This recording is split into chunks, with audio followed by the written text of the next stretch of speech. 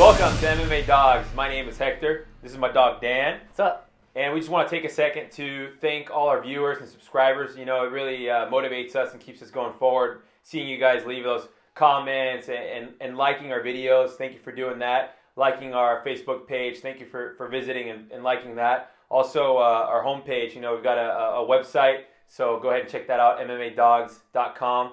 And then also, you know, if you like the video, the videos that we're doing, please subscribe. By subscribing, you'll get an email notification letting you know, hey, we've uploaded a new video. So yeah, take a chance, take a minute, take a second to do that. If you know anybody that is involved with MMA and predictions and betting and stuff like that, please tell them about us.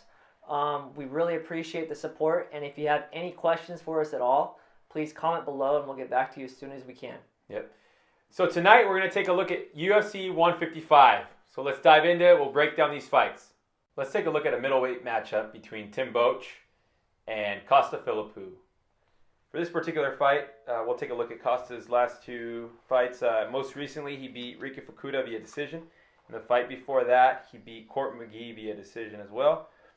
For Tim Boetsch's last two fights, most recently, he won a split decision over Lombard. In the fight before that, he TKO'd Yushin Okami in the third round. Now, Tim Boetsch, going into that fight that he had with Okami, the first round, Okami all day, just taking him down, smothering him, you know.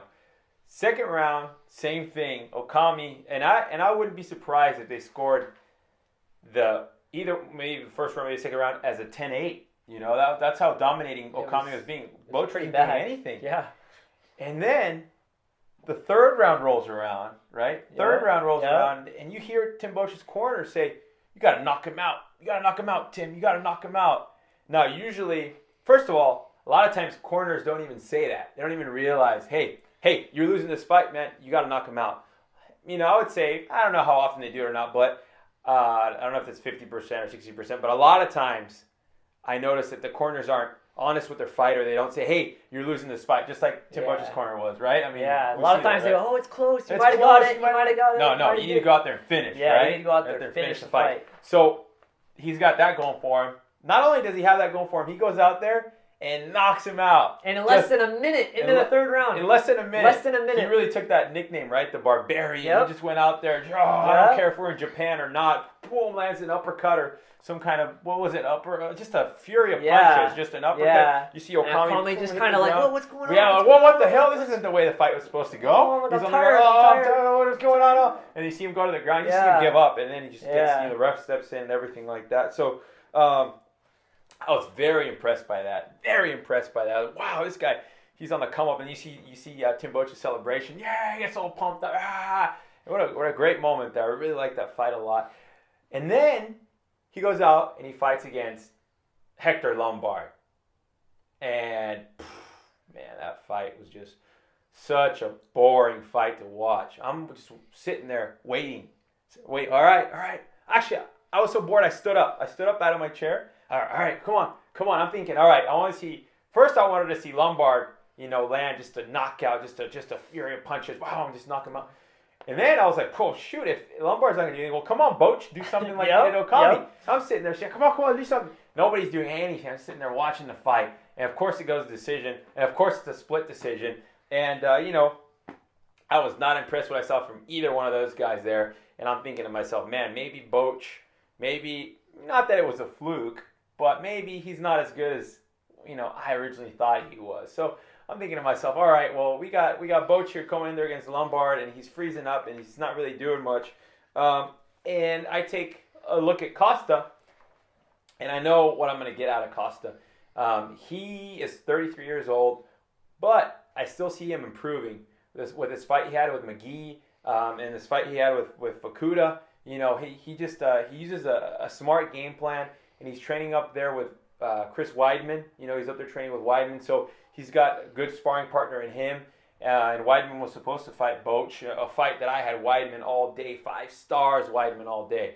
So it's unfortunate that that's not going to happen. But, you know, the way I see this fight breaking down is Boetsch is a big 185er. He used to fight at 205, but Costa's a big 185er. So Boetsch isn't going to have that advantage of size and strength. I mean, Costa's a big, muscular dude. So with this particular fight, I see Costa Philippou going in there, sticking to his game plan like he did against the other guys. Ricky Fukuda is no joke. Ricky Fukuda, he's not the most famous guy or anything, but he's no joke. So I see Costa going in there, sticking to his game plan like he did against McGee and Fukuda, and getting a decision victory.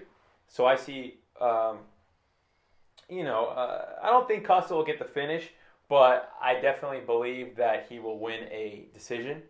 And for me, with Boetsch looking so good against Okami, being able to turn it around and have his corners, hey, you need to turn this around, I would rather not bet against a guy like that. And I don't have to. And neither does anybody. So I prefer, hey, you know what, against a fight like this, it's going to be close, but I think Costa will win a decision. Do not bet. Decision. What do you got, Doug? Boetsch. Oh, the barbarian Boetsch. What do you got for us, Doug? Both these guys. Now you got me thinking. What do you got about Boetsch? Both these guys are coming off 4 straight victories at their. I believe all 4 of those fights for both of those guys were at 185, right? Were they not? I think so. I believe so. I'm not sure. I don't remember exactly when Boetsch made the drop down to 185. I think that was his first fight. Was Kendall Grove? I think. I don't remember. Anyways, they're both coming off 4 straight victories. Boetsch coming off 2 straight victories as a moderate underdog. That's pretty good. That's pretty good payout. He didn't look good against Hector Lombard, and he neither had to come back against Okami, but he still won. He still paid up. I really like Boetsch, and then you look at Costa Philippou. Who is he really beaten? That's that impressive. That's a good point. He split decision with Jorge Rivera. That's not good. Jared Hammond, I mean, that guy just puts his chin out there everywhere for everyone to hit. That's not a... And you got Court McGee, Ricky Fukuda, and then let's not forget he was supposed to fight Nick Ring a couple weeks ago at UFC 154. That's right. So with all that taken into consideration, I have to go with Tim Boetsch. Probably a decision. Follow your heart, dog. Follow your heart. If not a decision, Tim Boetsch gets the stoppage. Costa Philippou, he wins, but I feel like he wins in a not a very impressive fashion. He just kind of goes in there and wins the decision. He just looks a little bit better than the guy he fought. And I just don't see him beating Tim Boetsch. I see Tim Boetsch realizing how much and how close the last fight was, and I see him going in there and really taking on Costa. So I'm going to say Tim Boetsch, 4 stars. Whoa! 4 stars. Boetsch, 4 stars. Wow. Some closing thoughts on this particular fight. You bring up a real good point about Tim Boetsch and his abilities, and so that's why for me, although I do believe Costa's going to win the fight, I don't feel comfortable betting on it, and because I don't feel that Tim Boetsch is somebody who can just be easily decisioned. I'm easily decisioned this guy. Oh, Tim Boetsch is a tough dude. But with that being said, I really didn't like what I saw out of him when he fought Lombard. And, who knows? Is he going to do the same thing or is he going to fight better?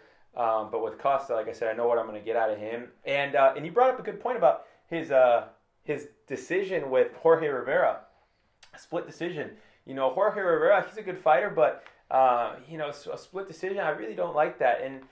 But that does show me improvement because Court McGee and then Fukuda, like I said, Fukuda's a good fighter. And decisioning them, winning those fights. So he's showing me improvement.